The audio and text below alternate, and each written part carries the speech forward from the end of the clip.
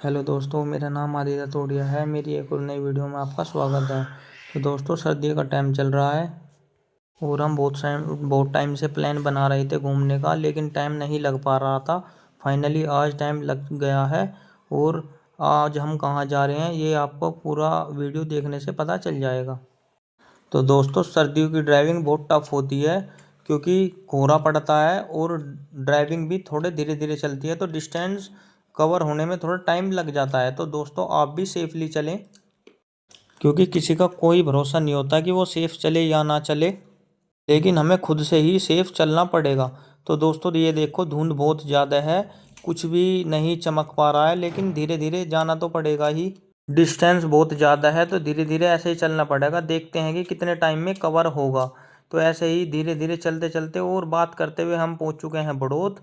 ये देखो दोस्तों, बड़ौद का तो दोस्तों बड़ौद में धुंध कम है, लेकिन जो हमारी साइड का इलाका है, जो खेतों का तरफ है, वहाँ धुंध ज़्यादा होती है। और जो मतलब मेन मार्केट हो जाती है तो वहाँ धुंध हल्की पड़ जाती है।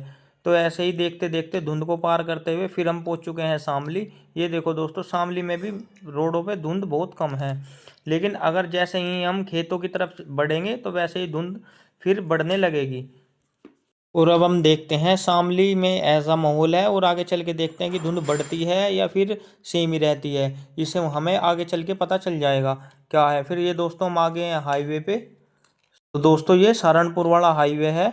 यहाँ देखो, यहाँ मतलब थोड़ी कम है, हमारे अकॉर्डिंग यहाँ थोड़ी कम है। और ये शामली वाला हाईवे देखो दोस्तों, इधर गंगो और ये सीधा जा रहा है सहारनपुर। हमें सहारनपुर से भी आगे जाना है और हमें बहुत टाइम हो गया चलते चलते। दोस्तों, ये सहारनपुर का एक सिंगल रोड पड़ता है, यहाँ बहुत आराम से गाड़ी चलानी पड़ती है क्योंकि यहाँ पे सिंगल रोड वैसे है और बाइक वाले इतनी तेज़ी से जाते हैं कि पता ही नहीं चलता।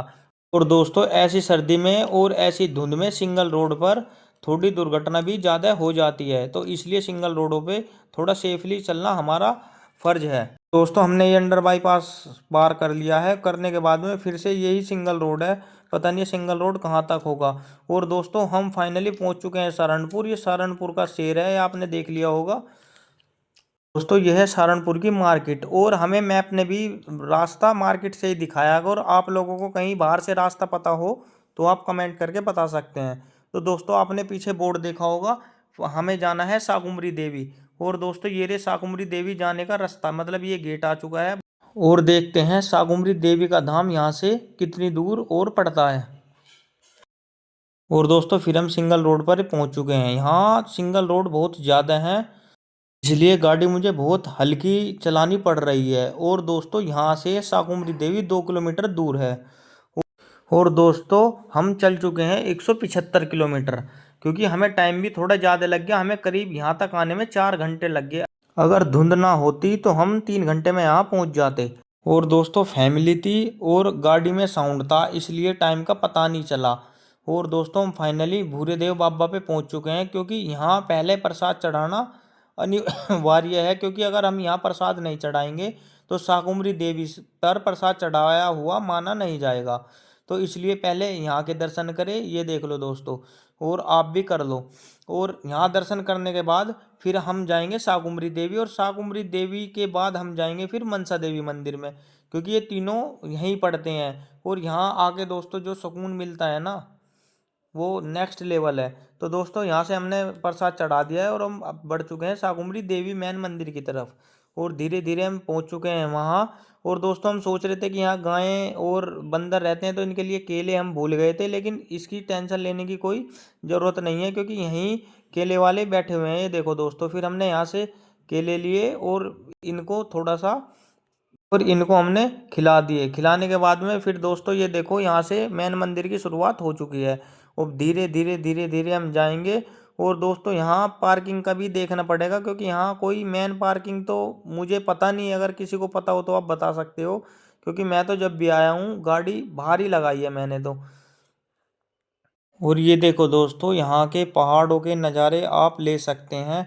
और ये झंडे और प्रसाद वाले हैं दोस्तों, यहाँ से प्रसाद और झंडा भी आप लेके वहाँ चढ़ा सकते हैं। और दोस्तों, यहाँ छत्र और चढ़ता है, कोई भाई अगर इच्छुक हो चढ़ाने के लिए तो आप चांदी का छत्र चढ़ा सकते हैं। तो दोस्तों, हमने फाइनली वहाँ दर्शन कर लिए, क्योंकि वहाँ वीडियो बनाने के लिए मना कर दिया था। तो इसलिए दोस्तों हम यहाँ मनसा देवी मंदिर आ चुके हैं।